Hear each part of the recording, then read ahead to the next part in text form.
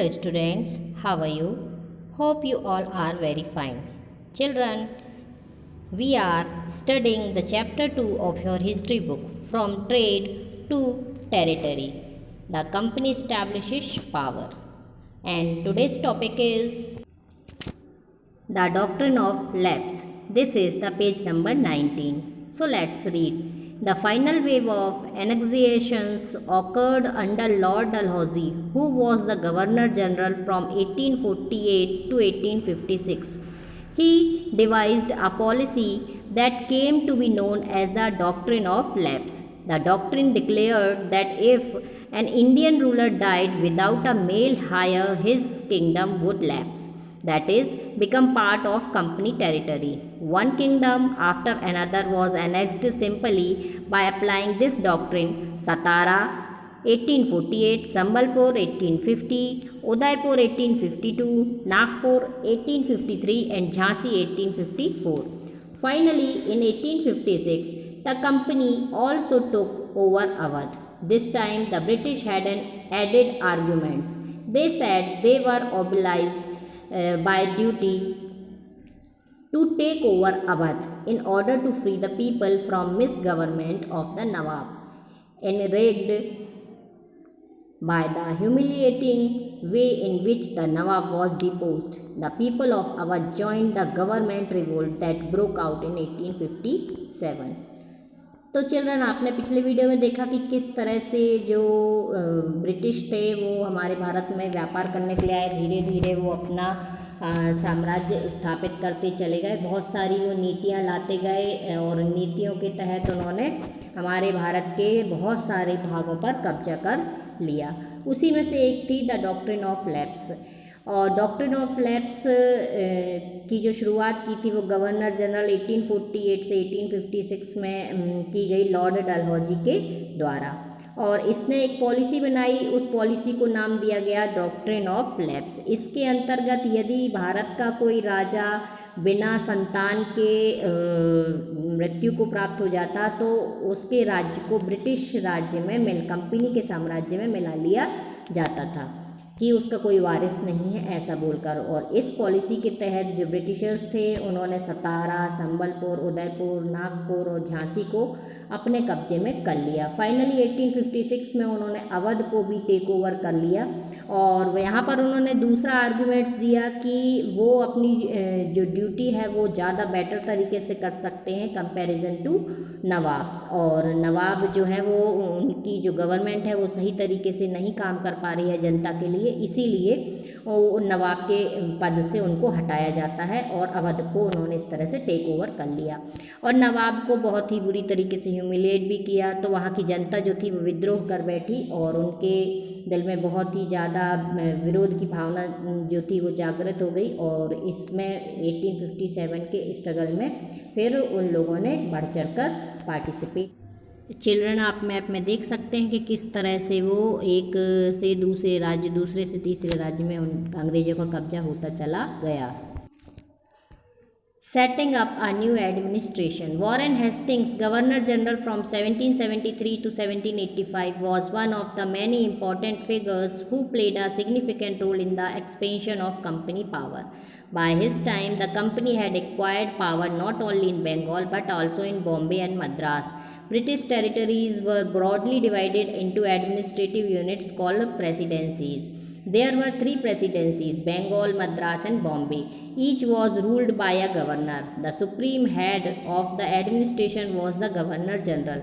Warren Hastings, the first Governor General, introduced several administrative reforms, notably in the sphere of justice. From 1772, a new system of justice was established. Each district was to have 2 courts, a criminal court, Faujdari Adalat, and a civil court, Diwani Adalat. Maulvis and Hindu Pandits interpreted Indian laws for the European district collectors who presided over civil courts. The criminal courts were still under a Qazi and a Mufti but under the supervision of the collectors.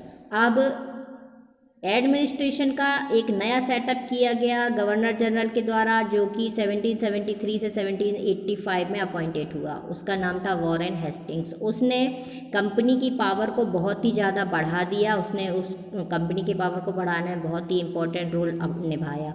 उसने ना सिर्फ बंगाल में ही बल्कि बॉम्बे और मद्रास में भी company की power को इस्टेब्लिश कर दिया।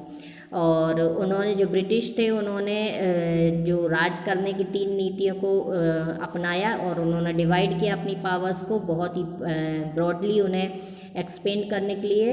और 3 प्रेसिडेंसीज उन्होंने बना ली। वो बनाई बंगाल, मद्रास और बॉम्बे में। और सुप्रीम कोर्ट जो था उसे सुप्रीम हेड जो था इस एडमिनिस्ट्रेशन का वो गवर्नर जनरल होता था।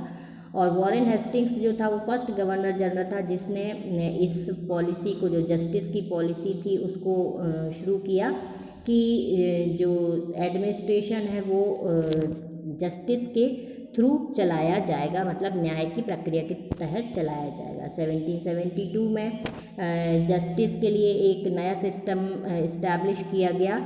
हर ज़िले में 2 कोर्ट रखे गए, एक तो क्रिमिनल कोर्ट जिसे फौजदारी अदालत कहा गया और दूसरा सिविल कोर्ट जिसे दीवानी अदालत कहा गया। मौलवी और हिंदू पंडित जो थे वो इंडियन लॉ के तहत यूरोपियन जो डिस्ट्रिक्ट कलेक्टर होते थे उनके अंडर में सिविल कोर्ट्स में अपना जो न्याय वगैरह थे वो देने लगे।